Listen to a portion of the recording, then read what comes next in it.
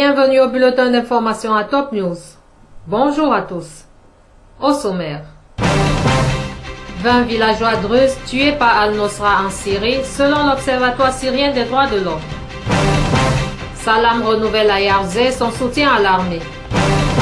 L'Australie ouvre un sommet régional sur la lutte contre les djihadistes de l'État islamique. Voici les détails. Des combattants du front Al-Nosra, affiliés à Al-Qaïda, ont tué 20 villageois druzes dans le nord-ouest de la Syrie, rapporte jeudi l'Observatoire syrien des droits de l'homme. La tuerie a eu lieu mercredi dans le village de Kadlozé, dans la province d'Idlib, où le front Al-Nosra est allié avec d'autres groupes insurgés.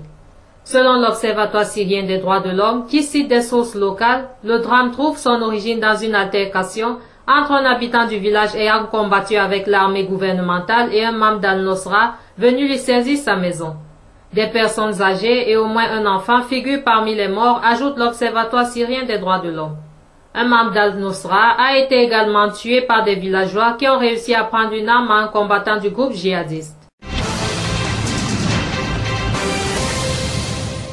Le ministre de l'Information Omran Zoubi a affirmé que l'armée arabe syrienne est cohérente et ferme, ajoutant que l'État syrien cherche toujours une solution politique avec les partis d'opposition nationale pour faire face aux groupes terroristes. Dans une interview accordée à la chaîne Al-Mayadin, M. Zoubi a affirmé qu'il y a un projet turc dans la région et un financement saoudien et des intérêts qataris, mais notre choix en tant que Syriens est de défendre la Syrie et son unité. De plus, notre option est de parvenir à une solution politique et à la réconciliation nationale, a-t-il précisé. M. Zoubi a en outre démenti les nouvelles sur l'entrée des forces iraniennes en Syrie, affirmant que les relations syro-iraniennes et syro-russes sont profondes et solides. Rien n'aura lieu au détriment de l'État syrien. Le président Bachar al-Assad est la clé de la solution et il dirigera la solution politique dans la région, a-t-il conclu.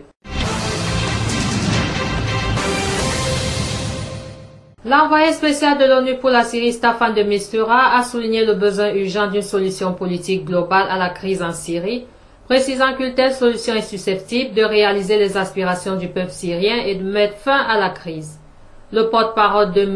de Mistura, cité par le Centre d'information des Nations Unies, a souligné dans un communiqué l'existence d'une concordance des points de vue sur l'inexistence d'une solution militaire à la crise en Syrie.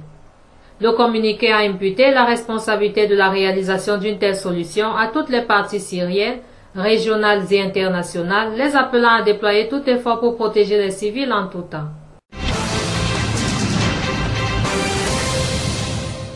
Le premier ministre libanais Tamam Salam en visite jeudi à Yarzé, où il a été reçu par le commandant en chef de l'armée, le général Jean Karouaji, a renouvelé son soutien à l'institution militaire alors qu'elle affronte les djihadistes dans certaines régions frontalières avec la Syrie.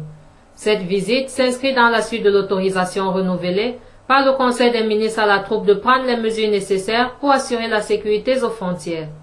Je salue cette institution et ses martyrs, leurs familles et les militaires otages, ainsi que leurs proches, a souligné M. Salam. L'Union nationale, au-delà des régions, des classes et des confessions renforcent l'armée, a conclu M. Salam. C'est même l'arme la plus efficace dont bénéficie la troupe à l'ordre de commandement sage.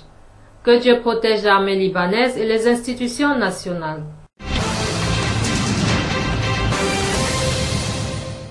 Le secrétaire général du Hezbollah, Saïd Hassan Nasrallah, a annoncé le début de la guerre contre Daesh au Liban. Nous sommes déterminés à éliminer la présence des Taféris à la frontière libanaise, a-t-il assuré. Saïd Nasrallah a fait cette déclaration en marge d'un discours prononcé hier mardi à l'occasion d'une conférence axée sur la rénovation et la jurisprudence intellectuelle chez l'Ayatollah Saïd Ali Khamenei, le guide suprême de la révolution islamique en Iran. Pour Saïd Nasrallah, la nation a besoin d'un leader intellectuel comme l'Ayatollah Saïd Ali Khamenei, connu pour son avoir dans tous les domaines, pour faire face aux défis culturels auxquels elle fait face. Saïd Nasrallah a évoqué en quelques minutes les derniers développements dans le Kalamoun. Il a dit qu'on a assisté à de grands exploits dans le Kalamoun. En même temps, il a affirmé que les sommets des montagnes dans cette région sont entre les mains de l'armée arabe syrienne et des combattants de la résistance islamique, le Hezbollah. Le Premier ministre australien Tony Abbott a exhorté jeudi les pays de l'Asie-Pacifique à participer au combat contre le djihadisme à l'ouverture d'un sommet régional sur le sujet, insistant sur la dimension mondiale de la menace représentée par l'organisation État islamique. En présence de ministres et de représentants de 30 pays, ainsi que d'acteurs de l'Internet comme Google, Facebook et Twitter, le chef du gouvernement australien a estimé qu'il était crucial de trouver des solutions pour vaincre l'idéologie des mouvements extrémistes qui ont attiré en Syrie et en Irak des milliers de combattants étrangers. Autre titre et enfin, le président islamo-conservateur turc Recep Tayyip Erdogan a exhorté jeudi les partis politiques à former aussi vite que possible un gouvernement de coalition 4 jours après le revers subi par sa propre formation aux élections législatives.